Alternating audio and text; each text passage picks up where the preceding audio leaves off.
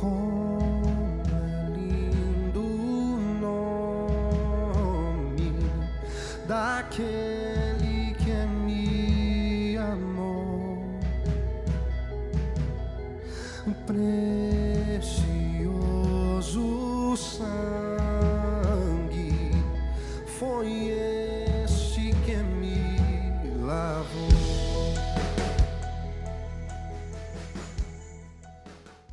Irmãos, a partir de hoje, nós vamos iniciar o Evangelho de Lucas.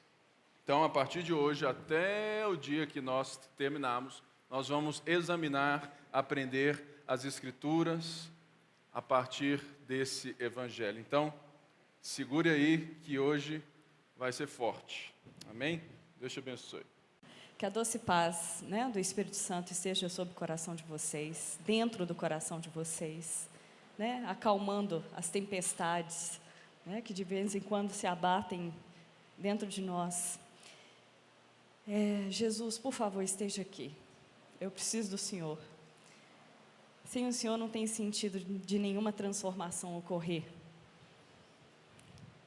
Se Ele não tiver, está tudo perdido, é tudo inválido. Então vamos lá, Contando com a misericórdia da presença de Deus, a gente vai ler o capítulo 1 de Lucas, versículo 1. Muitos já se dedicaram a elaborar um relato dos fatos que se cumpriram entre nós, conforme nos foram transmitidos por aqueles que desde o início foram testemunhas oculares e servos da palavra. Eu mesmo investiguei tudo cuidadosamente desde o começo e decidi escrever-te um relato ordenado, ó excelentíssimo Teófilo, para que tenhas a certeza das coisas que te foram ensinadas. No tempo do rei Herodes, rei da Judeia, havia um sacerdote chamado Zacarias, que pertencia a um grupo sacerdotal de Abias, e Isabel, sua mulher, que também era descendente de Arão. Ambos eram justos aos olhos de Deus, obedecendo de modo irrepreensível a todos os mandamentos e preceitos do Senhor. Mas eles não tinham filhos, porque Isabel era estéril e ambos eram de idade muito avançada. Certa vez, estando a serviço de seu grupo, Zacarias estava servindo como sacerdote diante de Deus. E ele foi escolhido por sorteio, de acordo com o costume do sacerdócio, para entrar no santuário do Senhor e oferecer incenso. Chegando a hora de oferecer o incenso, o povo todo estava orando do lado de fora. Então, o anjo do Senhor apareceu a Zacarias, à direita do altar do incenso. Quando Zacarias o viu, perturbou-se e foi dominado pelo medo. Mas o anjo lhe disse: não tenha medo, Zacarias, sua oração foi ouvida. Isabel será a sua mulher, lhe dará um filho, e você lhe dará o nome de João. Ele será motivo de prazer e de alegria para você, e muitos se alegrarão por causa do nascimento dele, pois será grande aos olhos do Senhor. Ele nunca tomará vinho nem bebida fermentada, e será cheio do Espírito Santo desde antes do seu nascimento. Fará retornar muitos dentre o povo de Israel ao Senhor, o seu Deus, e irá diante do Senhor no espírito e no poder de Elias, para fazer voltar o coração dos pais a seus filhos e os desobedientes à sabedoria dos justos, para deixar um povo preparado para o Senhor. Zacarias perguntou ao anjo: como posso ter certeza disso? Sou tão velho e a minha mulher é de idade avançada. O anjo respondeu: sou Gabriel, o que está sempre na presença de Deus. Fui enviado para lhe transmitir essas boas novas. Agora você ficará mudo. Não poderá falar até o dia em que isso acontecer, porque não acreditou nas minhas palavras, que se cumprirão no tempo oportuno. Enquanto isso, o povo esperava Zacarias e estranhando sua demora no santuário. Quando Zacarias saiu, não conseguiu falar nada. O povo percebeu, então, que ele tivera uma visão no santuário. Zacarias fazia sinais para eles, mas permanecia mudo. Quando se completou o seu período de serviço, ele voltou para casa, e depois disso Isabel, sua mulher, engravidou, e durante 5 meses não saiu de casa. E ela dizia: isto é obra do Senhor. Agora ele olhou para mim favoravelmente, para desfazer a minha humilhação perante o povo. Gente, o livro de Lucas é um dos 4 evangelhos mais completos que a gente tem em toda a Escritura. E o livro de Lucas é fruto de uma pesquisa histórica. Eu dou aula de teologia há uma década, ou mais de uma década, e todas as vezes que eu deparo com alunos que estão chegando, né, novamente, novos no seminário, a gente descobre a que ponto a igreja evangélica está de alguns ensinos que são básicos do conhecimento da formação das Escrituras, que as escolas bíblicas se extinguiram ao longo dos anos. Não se fala muito que as igrejas modernas, né, contemporâneas, tenham suas escolas, e isso trouxe uma defasagem que aparece nos seminários. E a gente percebe que tem muita gente crendo nas Escrituras, mas que, na verdade, a gente descobre que é uma espécie de Alcorão que ela acredita. Porque ela pensa que a Bíblia caiu do céu, foi entregue pelo anjo Gabriel aos discípulos. É uma forma mística que a gente não sabe nem de onde saiu o conto, né? Alguns acreditam que Mateus, Lucas, Marcos e João se fecharam num quartinho e ficaram meio numa situação como Chico Xavier, e traduzindo instantaneamente a Bíblia, e Deus falando, e ele escrevendo, e falando: Deus, espera aí, não entendi essa frase, fala de novo, e eu vou escrever. Porque existe uma necessidade religiosa mística para lidar com as Escrituras, para que ela seja validada. E aí, algumas pessoas que ensaiam o ateísmo, que são ensaiantes, né? Porque é raro você achar um ateu de verdade, porque para ser um ateu de verdade tem que ter um bom caminhar de estudo, até para ter bons argumentos, né? Mas tem um monte de pseudo-ateu por aí. E os pseudos-ateus geralmente usam do primeiro argumento para desprezar as Escrituras, dizendo: mas foi escrita por homens. Como eu vou acreditar em algo que foi escrito por homens? Eu geralmente respondo dizendo: é justamente por isso que eu acredito em Deus.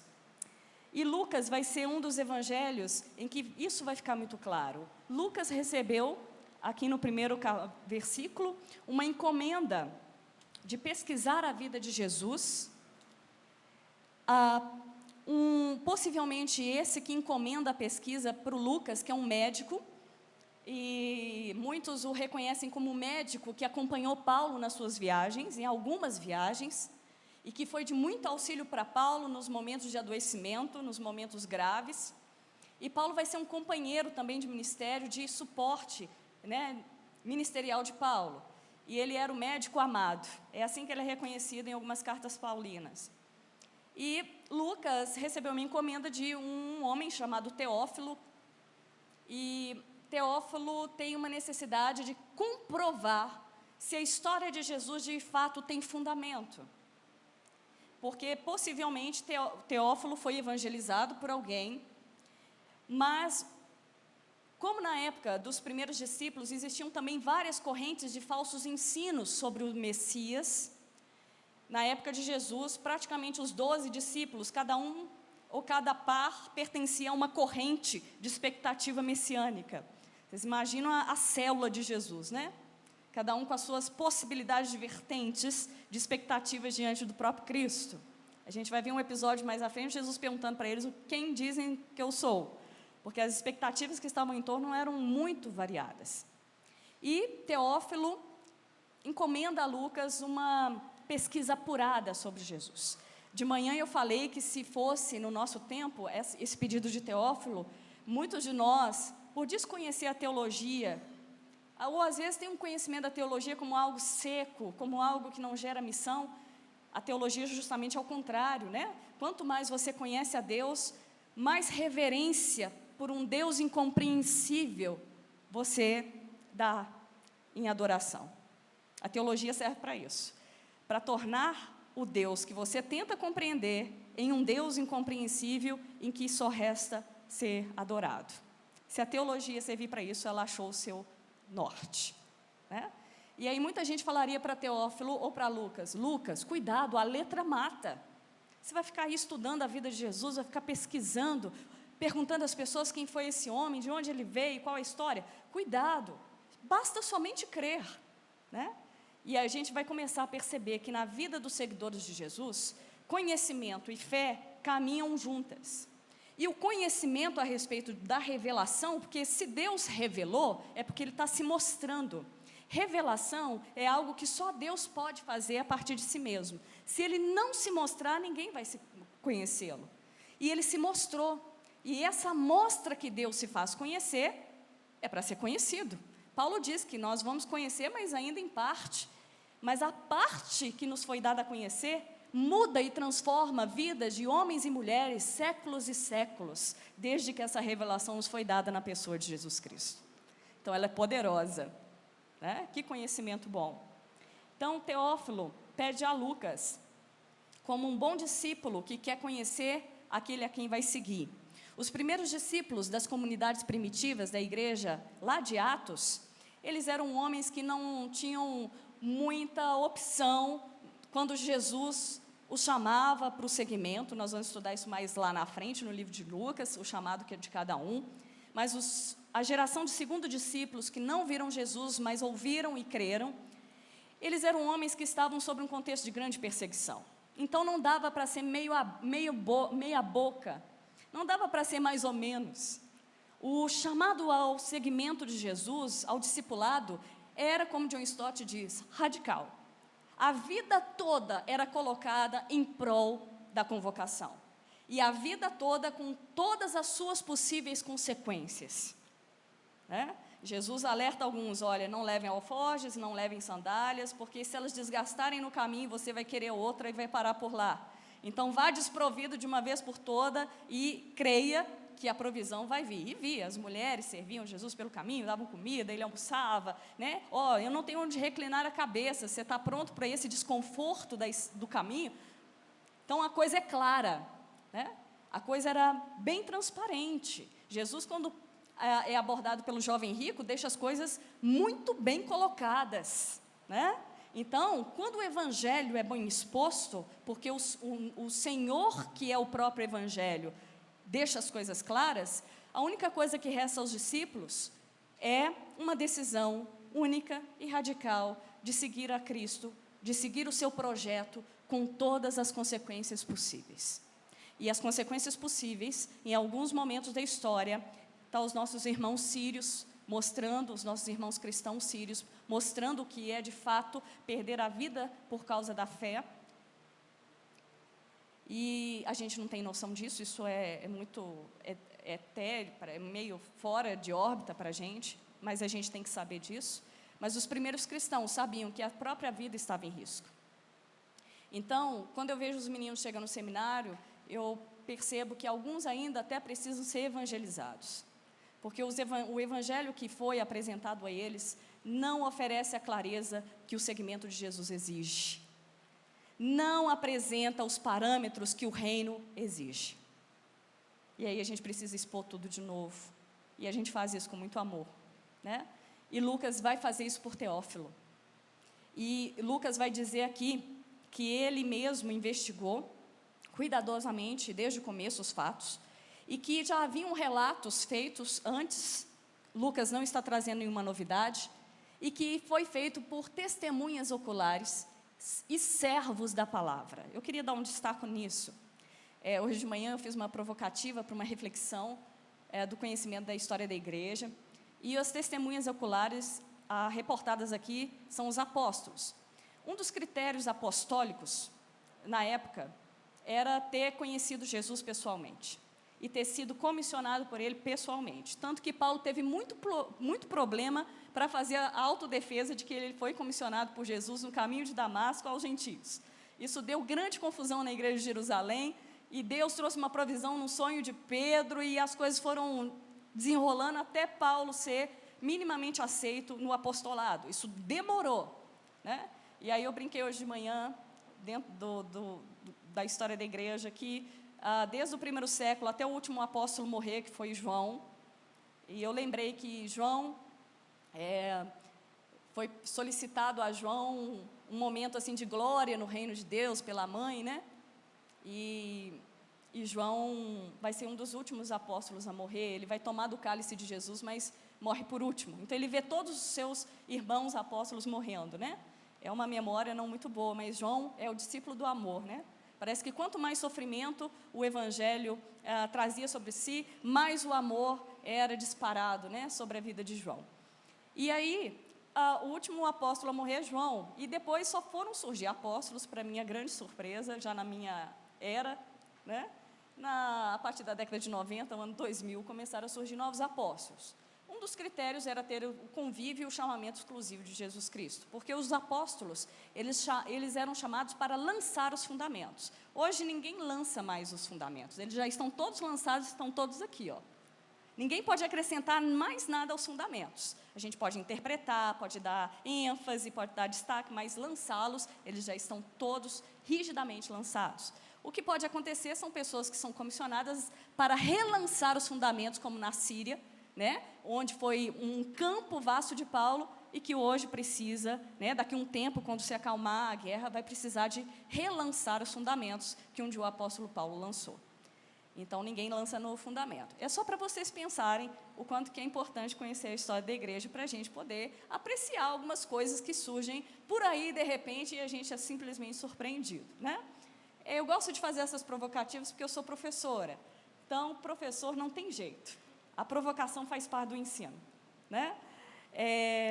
Então, Lucas está dizendo que ele leu alguns escritos das testemunhas oculares, e essas testemunhas eram servos da palavra.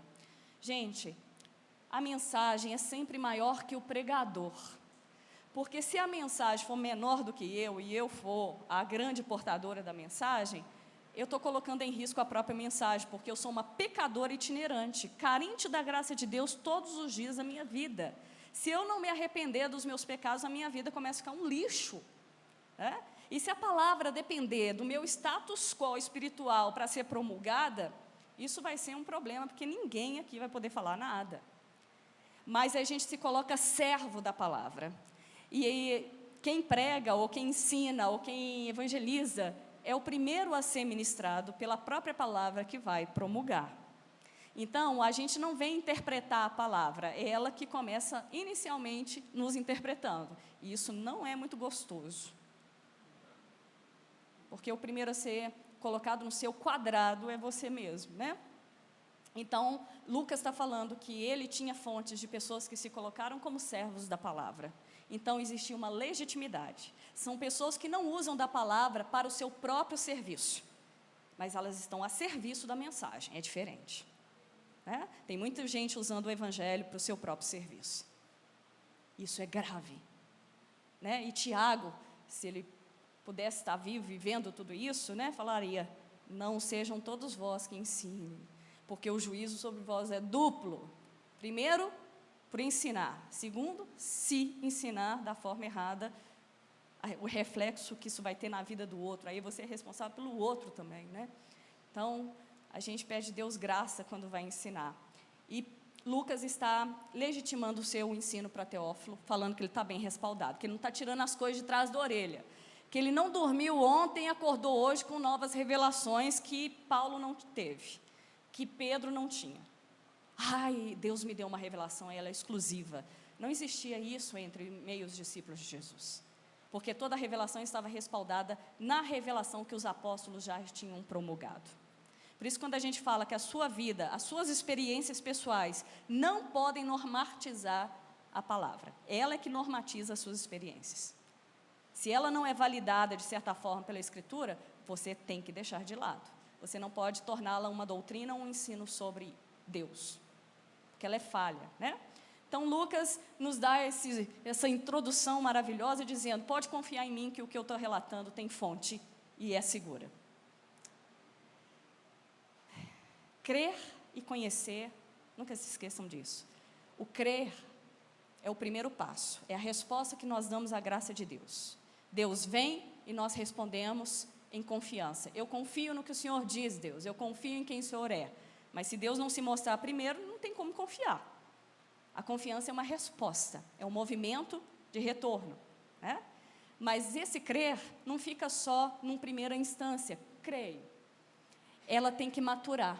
A fé tem que ter maturação. A gente fala assim, me dá uma fé maior, a sua fé é pequena, a sua fé é maior, a sua fé é grande. Quando a gente for lá na escola bíblica, vai ver que fé não tem tamanho. Fé é fé, como diz o pastor Márcio, confiança é confiança, né? Mas ela tem fundamento. Então, podem ter pessoas mais fundamentadas, mais enraizadas, como Teófilo está querendo ser. Tem pessoas que têm uma constância maior na sua fé, porque ela está bem fundamentada naquilo que crê. Ela não crê porque o pai, que era evangélico, ela cresceu em casa, fez ela crer. Essa fé não vai segurar por muito tempo. Ela tem que conhecer a pessoalidade do Cristo, a qual o pai contou que é o Deus dele, pessoalmente. Senão, não há vitalização e fundamentação daquilo que se crê, né? Então, Jesus é uma relação de encontro, né? Se faz na cabeceira da nossa cama, em lugares muito inusitados, pode ser até no ônibus passando pela Praça 7, né? Jesus nos encontra pelo caminho, sempre nos pega na próxima esquina, né? Cuidado, é um cuidado bom, não é de perigo, né?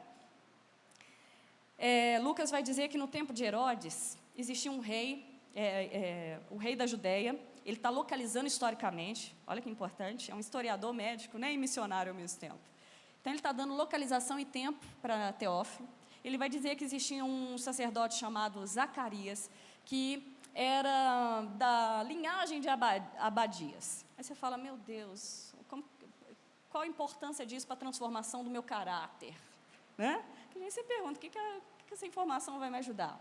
Essa informação é importante porque ser da linhagem de Abadias é uma linhagem que legitima um status quo de um sacerdócio que tem um know-how para o reconhecimento da cultura judaica. Então, Lucas faz de propósito, olha, Zacarias não era qualquer um, não. Ele é descendente de Abadia. Não, é a Isabel que é de Arão. Eu que é, Abias. E Abias é uma ordem, quando Davi separou, lá em Crônicas, as ordens sacerdotais, ele divide de 24 ordens sacerdotais, para que o templo não ficasse em nenhum momento, o tabernáculo ficasse em nenhum momento sem adoração, sem serviço. Então ele faz 24 ordens. Abias era a 8ª ordem sacerdotal. E Zacarias fazia parte dessa descendência. Então, se você era filho de sacerdote, sacerdote você é. O único que quebrou essa regra foi Jeremias. E para um sacerdote ter um filho profeta era um problema grave, a não ser que fosse um profeta oficial. Mas Jeremias, na ordem, deveria ser sacerdote, mas ele quebrou o paradigma, se tornou um profeta contra a corrente, né, da sua época. Mas era importante ter uma linhagem hereditária para perpetuar a linhagem sacerdotal. Então, a Isabel foi dignificada até muito mais, porque ela é da linhagem de Arão, né? Arão é o primeiro instituído sacerdote na divisão das tribos, né? E Arão é o personagem mor do serviço cultico, né, que Moisés institui depois da saída do Egito. Então, a gente não está falando de qualquer pessoa, pessoas benquistas. Mas essas pessoas benquistas pelo status quo do sacerdócio tinham um problema grave que poderia reproduzir socialmente uma indignificação, que era não terem filhos, né? E Lucas coloca até uma vírgula e um mas não tinham filhos. Eu fico imaginando Zacarias cantando o Salmo 127, que diz que os filhos são a bênção do Senhor, é a prosperidade, né, que é outorgada por Deus em bênção, que eles são, bem-aventurado o homem, abençoado, que vai encher como flechas, né, e a exaltação que o Salmo 127 dá numa possibilidade de ter filhos. E eu fico imaginando Zacarias cantando isso de vez em quando nas adorações, ao longo da vida, né?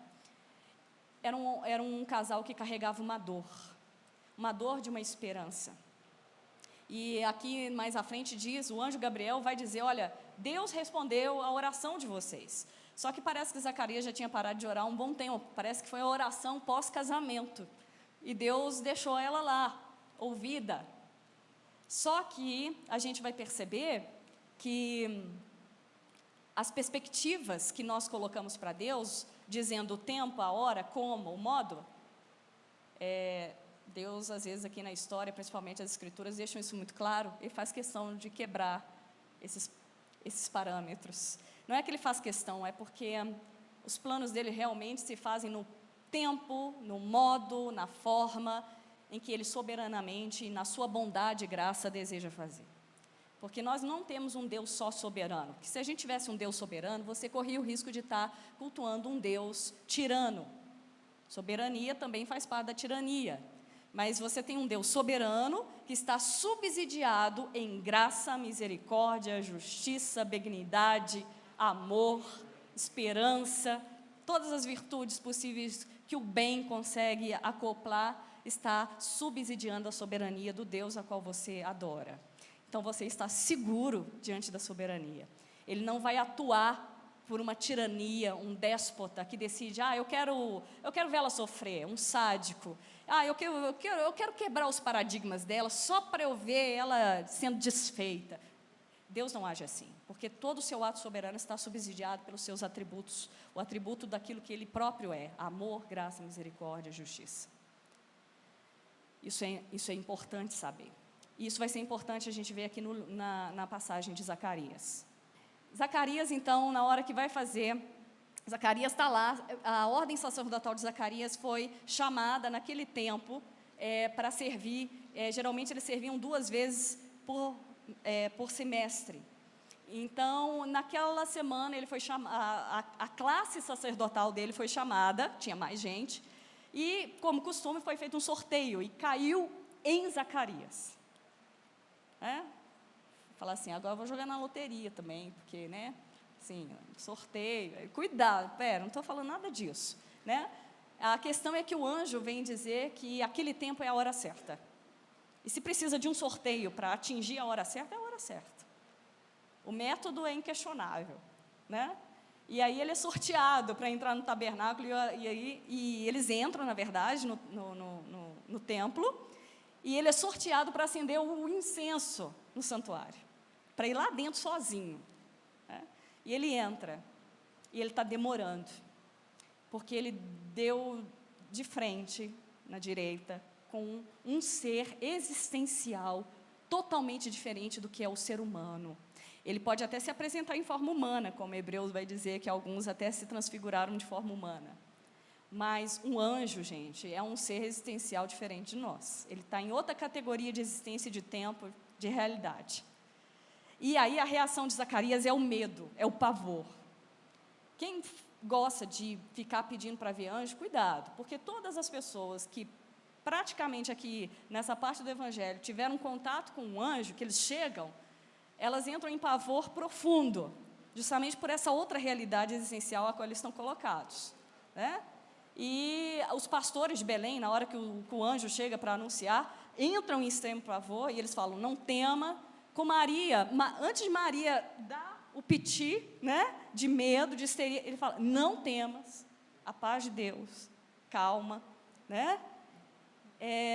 E é interessante que Zacarias, aqui a descrição é de que ele entra num desesperador estado de medo. E o anjo diz, não temas. E eu vim dizer, você vai ter um filho, a sua oração foi ouvida. Que oração é essa? Lá da década de, aquele idoso.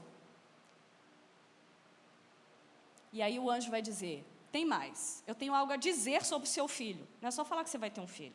Vou dizer quem ele vai ser. Ele vai ser excelente nisso, ele vai ser grande diante de Deus.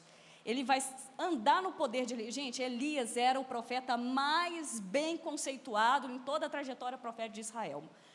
No sentido da manifestação da revelação do poder de Deus sobre os deuses falsos cultuados até então. Então, em Elias, quando se fala de Elias, se fala de demonstração de quem Deus é para Israel. Então, imagina Zacarias ouvindo, ele vai andar no poder de Elias, e ele vai converter o coração dos pais aos filhos, ou seja, ele vai cumprir profecias ditas por antigos profetas. Gente, Zacarias não creu. Olha que ele estava acendendo incenso em adoração, estava cantando, estava fazendo gesto, levantando a mão, todo preparado para o culto. A incredulidade, você não tem como fugir dela vindo para o culto. A incredulidade é quando as nossas perspectivas e os nossos parâmetros, que são colocados para Deus, desejam formatá-lo à nossa imagem e semelhança. Então, na verdade, os seus desejos podem ser a imagem e semelhança que você quer reproduzir em Deus.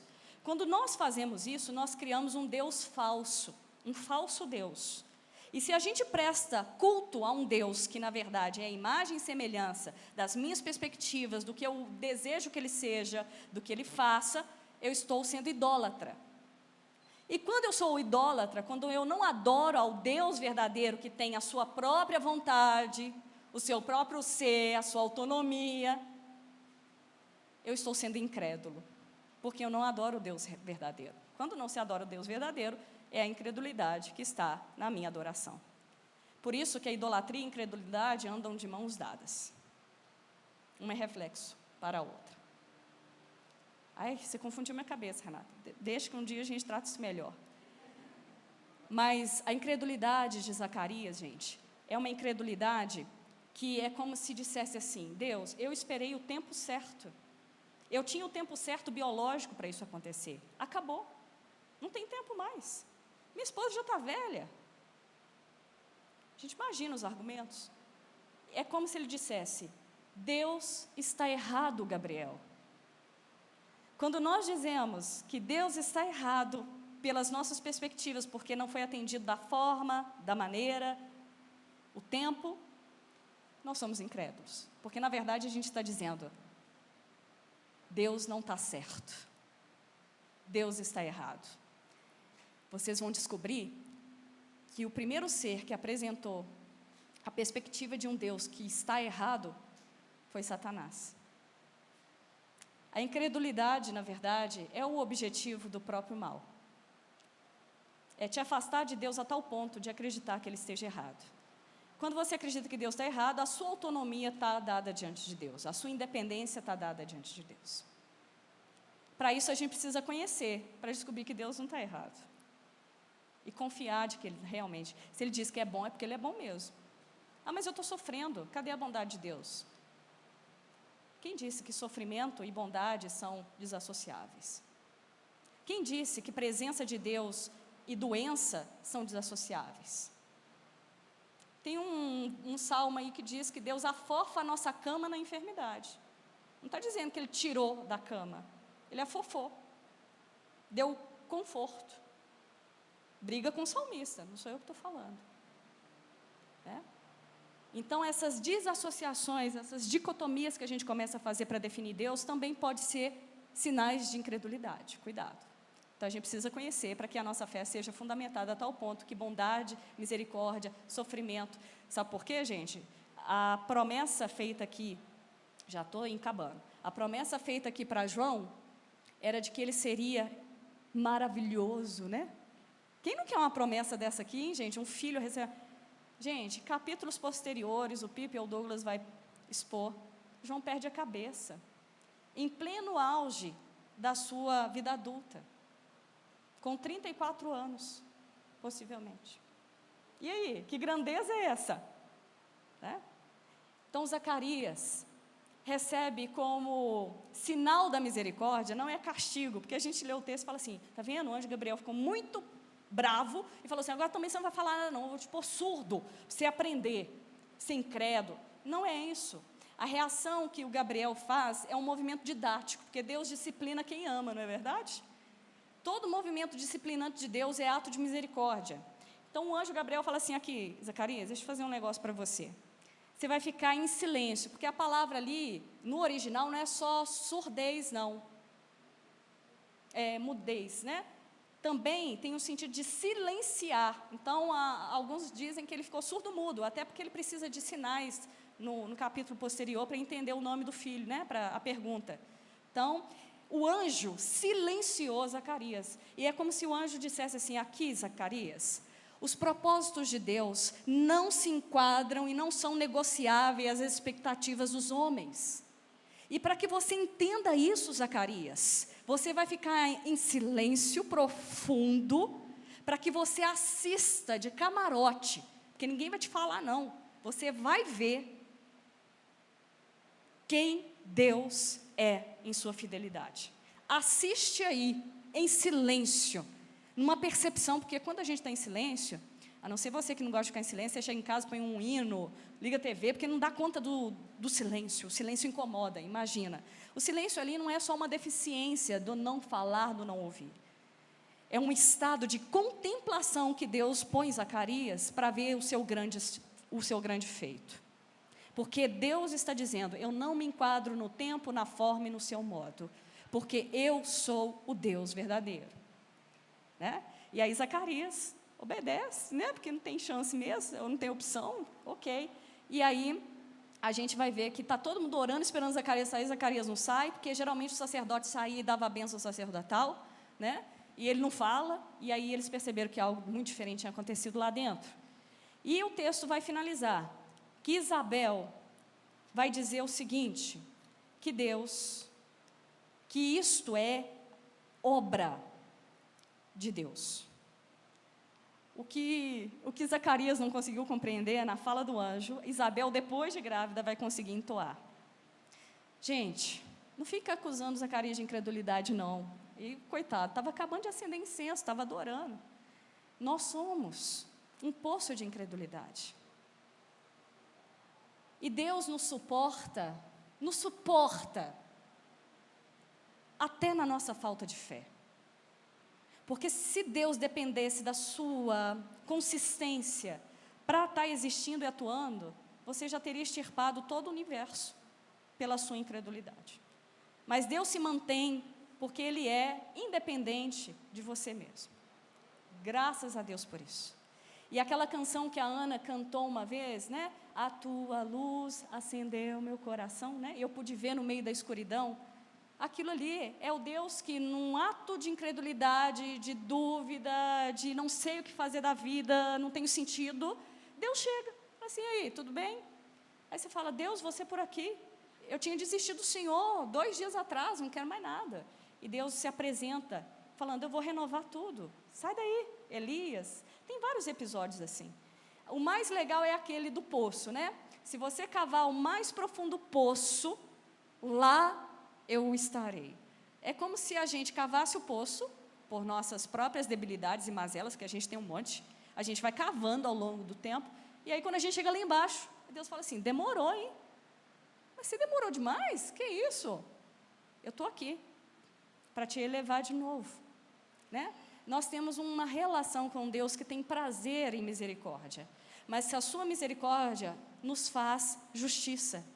Então, quem é alvo da misericórdia, como Zacarias foi, assiste aí e veja a minha grandeza, porque os meus propósitos não dependem dos seus, a gente pode descobrir que a gente faz promessa para a gente mesmo que Deus não fez.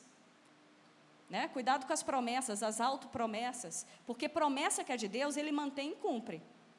O que não foi de Deus, você só sabe se a promessa foi de Deus quando ela se cumpriu. Se ela não se cumpriu, pode duvidar desse negócio, porque a gente adora fazer promessas para nós mesmos, usando o nome de Deus para dar validação para isso. E Zacarias, de certa forma, tinha extirpado qualquer perspectiva de esperança, e Deus disse, eu não te disse, Zacarias, o seu nome o nome de Zacarias no hebraico é Deus se lembra. O próprio Zacarias levava esse nome. E aí Deus mostra, eu lembrei porque eu sou fiel primeiramente a mim mesmo, ainda bem, porque se Ele fosse fiel a nós, primeiramente, só a nós, teria um problema. Por causa de Deus ser fiel a si mesmo, Ele se torna fiel a nós. Então está bem segura a fidelidade de Deus. Gente, a mensagem é essa, né?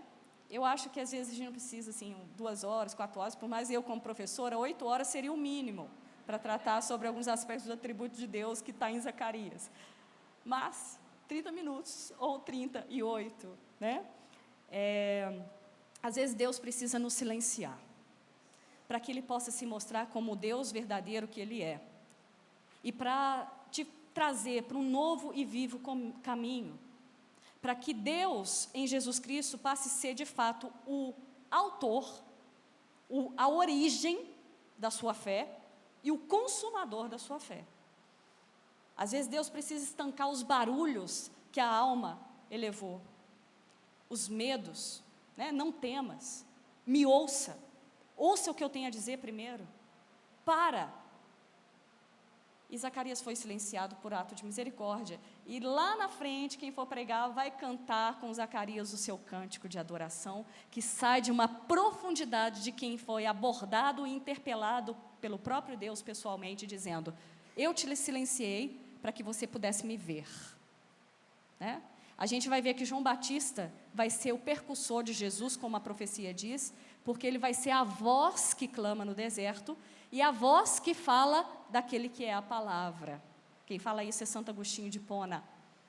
A voz que vai dizer daquele que é a verdadeira palavra. E nós sabemos que a voz sai antes da palavra.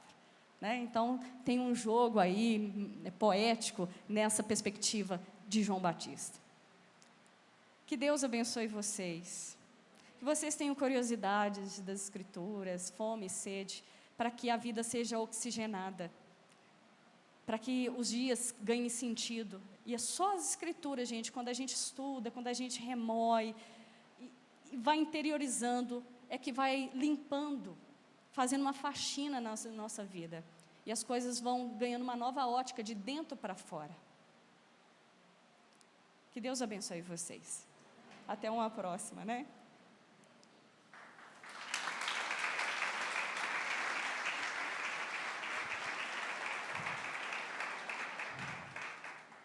Irmãos, graças a Deus porque nós temos esse privilégio.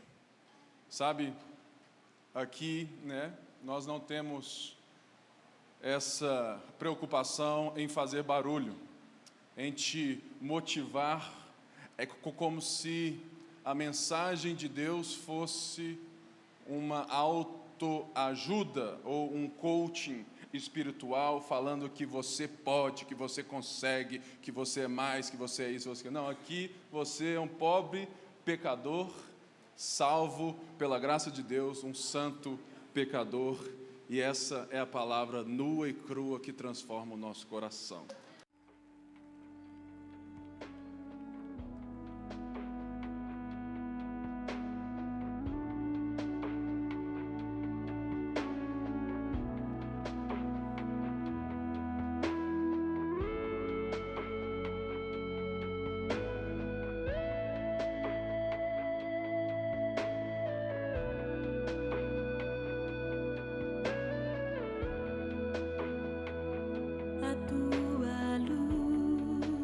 Acendeu meu coração